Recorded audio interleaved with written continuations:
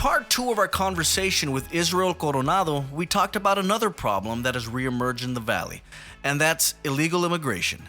I mentioned in the first question that most of us sympathize with illegal immigrants, and I've often said that I know many illegal immigrants personally that I would rather be American citizens than many American citizens I know. Because being born in America does not confer upon a person a higher value or a higher moral worth than a person born in another part of the world. And that's only worth a mention because people have crookedly approached this conversation, tethering one support of strict guarding of our border to seeing ourselves as superior, especially if you're white, or as trying to appease the white man if you're brown. Now, I can't and I won't speak for anybody else, but it's clear to me that the moral arguments here seem to be being made in bad faith. And I'll give you an example. Love everyone, quote unquote, is not a political prescription to solve our border issues or even a novel treatise on how to run a country. The implication here seems to be that if we understand the nuances of border politics and the facts have led us to want our border secured, that all that doesn't count. Because it's only our lack of sympathy and compassion that's overruling our ability to make the right moral choice. Let everybody in on the count of human suffering. Making these kinds of assumptions and arguments make it harder for the adults in the room to solve a problem that has become a crisis. And precisely because these types of arguments have polarized us completely to the point of paralysis, the situation has become a crisis. I mean, in my opinion, the input of economists, of the Border Patrol, immigration policy analysts with first-hand knowledge of policy will always override the weepings and wailings of bleeding heart politicians whose natural state is to always try to find ways to get reelected. In other words, whose words are more valuable here? Chief Border Patrol Agent Raul Ortiz of the Rio Grande Valley, or AOC? But it's always the accusations of racism and xenophobia by charlatans that get the most media coverage. And all the while, our Border Patrol agents, which are about 60% Hispanic, continue to signal for help. I hope you enjoy this conversation with Israel, and as always, don't forget to like our page on Facebook and subscribe to El Pensador podcast on iTunes and Spotify. Enjoy. Something like illegal immigration. Most of the people down here are sympathetic to the illegals. But it's that same sympathy that drives the laxness that helps the corrupt. For example, I just saw an article from the New York Post that mentioned how prevalent the business of human trafficking is. Cartels, drug trafficking. I mean, this is nothing new to us. I mean, this is happening right in our own backyard. I mean, it is a black market. Human trafficking, now a $1 billion industry. So, how do we bring change? Okay. Do we want to fix these problems, or do we want to keep making excuses? Because I got solutions. At that level, to deal with something like illegal immigration and undocumented immigrants that have been here, the DACA issue, and you put all this together, border wall versus no border wall. So let's talk about this. Simple. Let's start from the top. Let's start by saying this and agreeing to one thing. We have an immigration issue. Some people will call it a problem. Some people will call it, no, we don't have a problem. But let's at least agree that there is an issue. Once we agree to that, then we can look at it. Perfect. Once we look at it, let's talk about this. Well, do we need a border? Do we need a fence? Do we need a wall? This is my opinion. It is evident that we have thousands of people that are utilizing not the points of entry, but other points to cross, right? And then the Border Patrol agents capture them, and we have this McAllen issue now dealing with the respite center. Right. Okay, so that's a fact. That's not my opinion. My opinion is that do we need a fence? Yes, we need a boundary. Do we need a $30 billion fence? That's where I kind of have to question that. And I put it like this, talk about budgeting. In my house, I had to build a fence, okay? I had to keep dogs from coming in. Not by no means am I calling these people animals, okay? But I'm giving an example of I had dogs coming in and killing my chickens. And then I have animals trying to leave, my ducks and my chickens trying to leave through the bottom, right? So my idea was this, like, so do we need to build this huge thing of walls? Why do you have the budget for that? Right? So what I did is I built a fence. Now, do we need a fence? We need some sort of boundary. That's no question. Do we need a $30 billion boundary? Or do we invest that money into getting more help and people on the ground for those Border Patrol agents that are out there? Because is there an issue with drugs? Yes. Is there an issue with human trafficking? Yes. So the question now becomes, how do you fund that, right? Because that's the argument in Congress, that we don't have the money for it, and why are we going to spend money on this? So here's how you fund this. Finding money is not that hard when you want to solve a problem. The problem comes when you don't want to fix the problem. You make excuses. And you tap into the emotional arguments of everybody else because it's easy. Here's how you find money. We're going to agree that we have an issue, an immigration issue. How many undocumented immigrants are in the country? Just throw a number. I think 10 million? The estimates are about 35 million. So let's go 15 million. You know what? For number's sake, let's go 20 million. Let's go a little lower than the higher estimates at 35. And for math purposes, let's go 20 million. Right? 20 million. 20 million undocumented immigrants. Where you have people, you have an economy. That's a fact. So that is an economy of 20 million people that is not being tapped into. What you're telling me is that you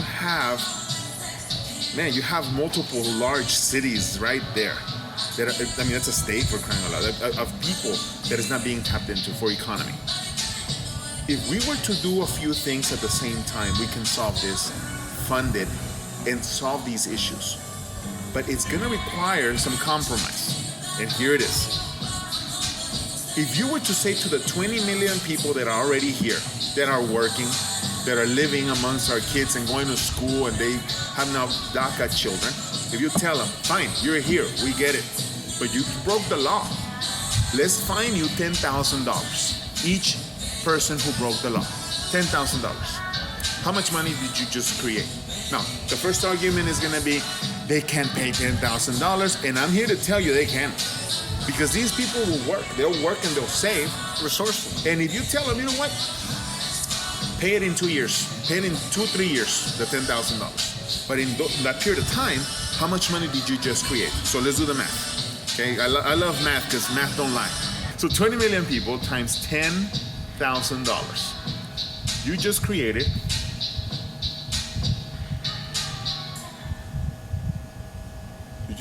$200 billion. That's a lot of zeros. Okay, now look at this. That's money.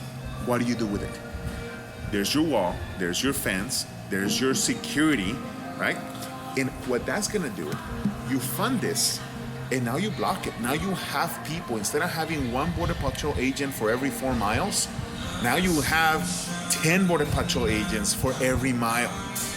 That would be more efficient than building a fence that can be penetrated. If it's a concrete, acids can melt concrete, right? It's a chemical science fact. If you have a metal, they can cut it through with a welding tools or what have you, okay? And then you have the issue of when you want to bring drugs through the ports of entry and through air and through the bottom.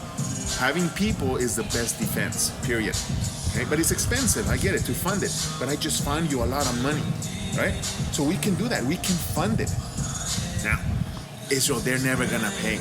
For crying out loud, if you identify it, if you take away this shadow of the person that doesn't want to get deported back to Mexico because they have a family and a life over here, you solve the issue of the heart of the people that argue, hey, there are people that want to work, they want to do this. You solve that issue.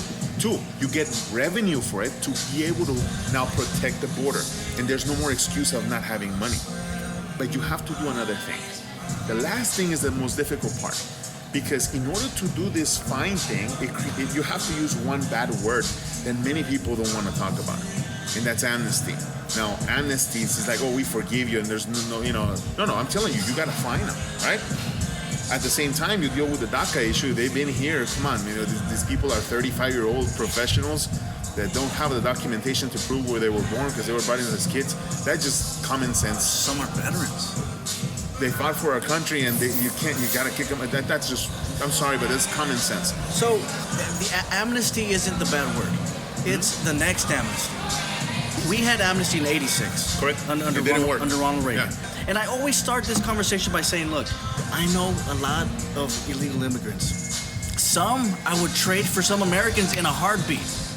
It's not the issue of whether you're a good person or whether you're a bad person. It's if you want to have a stable society, is you got to have control of the people Absolutely. that are coming in. Yeah. So the point that I said earlier, it's not this amnesty that matters. It's you got to convince the people that this conversation isn't going to happen again in 10 years. So how do you do that? And here's, first of all, we did one problem. We saw one problem of the people that were already inside. And you utilize that problem and turned it to a solution by generating revenue. Now notice how everything I've said had nothing to do with hating or feelings. No, or emotion, I'm just speaking math, right? Numbers, economics, right? So you generate funding to pay to be able to now stop that filter. Okay? I just went from 1 agent for every 4 miles to 10 agents for every mile, right? Plus the technology that we have, I think we would be more efficient at stopping these illegal crossings. Right. Okay?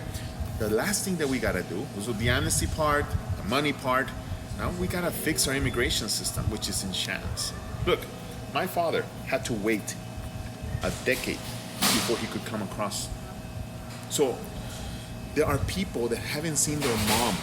There are people that haven't seen their father or their sister or their brother or their family in general for decades because they have to wait until they can go back and fix their system, fix the immigration status. Okay, I think we have the technology right now to kind of oversee that, and for us to tap into, well, what if you bring in bad people? Look, there's just bad people in general. Okay, we can live under this notion of, well, we're gonna be getting terrorists and this and that. Yeah, and that exists. There are people in line waiting, but you're making wait for 10 years to fix something. Come on. When they have to deal with the immigration people in Mexico that are completely corrupt, take away that right. You know what? If you want to come to the United States, you deal with our systems here. Right. Okay? I love the fact that there was a program presented years ago.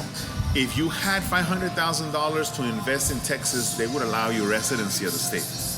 You're aware of that program? Right. I think that something similar could help at a smaller scale. Okay? If you have something to contribute, we can expedite your process of immigration. And I mean, to vet somebody to see if they're good or not, we've obviously failed at vetting people that we later on find out they were terrorists. Right. So that doesn't work, okay? That argument just won't fly with me. For me, it's like fix that system, expedite it, so that now you don't put this pressure on people to feel the need to cross through places where they shouldn't have to. And now you can focus and not have to work. Because these Border Patrol agents that are out there in the middle of the night, with snakes and all kinds of javelinas in the mud and the mosquitoes, and after being tired after 12 hours of work, they come across families. That emotional hit on them, it's hard, okay? Because they're humans and they feel it. They're there to protect them too, right? They shouldn't have to be dealing with that. Okay. Now, I'm sure they would. If there's people crossing drugs, it's a different story. The adrenaline kicks in, but that emotional hit, man, that's rough. You would eliminate that need for families to go to cartels to cross over through non-poison, and then they're being abused because they're being used as mules. Hey, they cross drugs, they cross this. But come on, we can eliminate that. All those stories are heartbreaking. Yeah. Let's fix this system. Put a line on this side and say, hey, you can do it the legal way. There's a way. You can do it the legal way. But there comes a point where we have to talk about it. I think that right now, like you said, there's polar effects, right? There's people on both sides. There is a small group, and I'm saying a small group because that's what I believe. I think that many people are in the center. And we may be on one side or the other of the center, but you're still in the center. And you're reasonable. Correct. But there's this small group on the right, a small group on the left. One's arguing, open the borders, let's take away down any kind of defense because we're human beings and we should love each other. And then you have other group of people saying, no, because they're all terrorists and they're all gonna be here to kill us. And I mean, come on, let's be rational about this, right? There comes a point where we gotta see reality and understand that the small minority that is the loudest needs to be ignored. And let's talk sense, right? Now, we have thousands of people that are coming right now, and they can't even hold them anymore on this side. Okay, it's a problem. It's bad. It's a problem. It's bad.